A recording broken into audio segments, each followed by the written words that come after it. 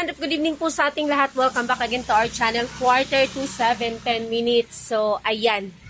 Yan, welcome dito sa aming coffee vendo machine. Ayan, bago tayo mag-start pag-uusapan natin ang tungkol dyan, ay shoutout muna sa Capizinho Motor Parts and Accessories Merchandise sa Poblasyon Tabuk, Maayon, Capiz, at sa Uno Motorcycle Parts and Accessories sa Calatagan, Batangas, at sa M&M Digital Printing. Ayan na nag-comment na kung paano ba daw gusto niya, parang gusto niya rin mag-motor parts, pandagdag din ng income or business kasi I suppose na ang kanilang business ay digital printing. So yan yung pag-uusapan natin ngayon. Kaya bumili kami nitong Chong na coffee vendo machine kasi pang dagdag din, palima-lima.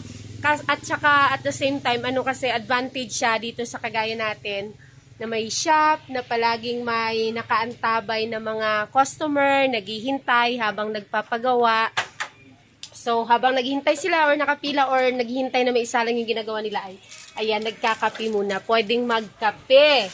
So, ayan, pandagdag lang siya. Actually, hindi naman talaga, syempre sa atin, iba naman yung ating, negosyo. Pero, kumbaga, hindi naman talaga sobrang laki ang kinikita nito siguro. Siyempre, bago pa din. Ayan. Si Ray lang nag-set up niya. Nagka-problema pa nga kami nung umpisa. Kasi, ang unang problema niya, ayaw maglabas ng, ano ngayon halang una niya? Cup. Ayaw niya maglabas ng cup. Pangalawa, ayaw naman niya ng tubig. Maglabas ng tubig. Naglalabas ng cup, walang kape.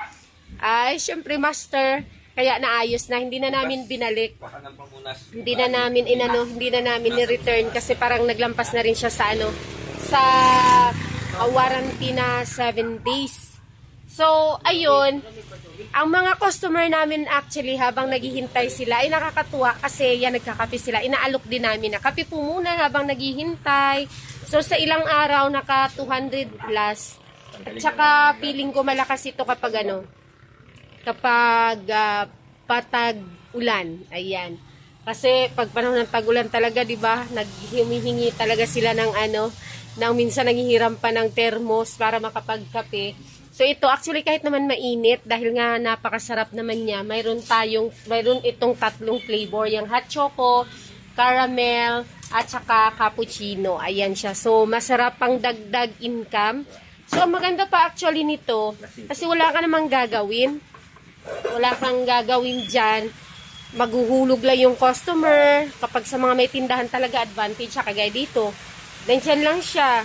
Tapos, bihira mo lang naman siya refilan ng tubig. Ayun. Tapos, ng powder. Maulan mga ka-antre. So, laking tulong niya pang dagdag income. So, kung halimbawa, may store na kayo, ayan, pwede rin siyang lagyan ng ganyan. Ang bili nga pala namin nito ay 21,730. Ayan, may kasama na yung tatlong pack na powder at saka 150 pieces na cups. Ayan, maulan na. Hindi na yata ako maririnig masyado.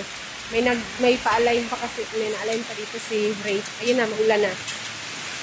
So, ayan, dagdag income. Pag may pwesto ka na, ganun. O, hindi pa naka-off ang Pag may pwesto na, nandyan lang siya, hihintayin.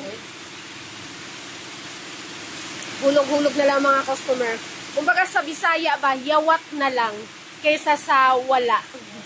Na nandyan lang naman siya. Diba? At saka napagkukunan namin ng barya. So, ayan, may gusto pa sana ako i-share sa inyo at pag-usapan. Kaya lang medyo, ayan, malakas na ang ulan, maingay. Yun lang po, yun lang gusto ko i-share sa inyo, dagdag pa barya-barya pa saan ba't papunta rin sa malakihan kahit pa piso-piso pa 5 piso. Thank you, maulang gabi, bye, may nag-a-align pa, kape po, Chong Cafe, bye-bye.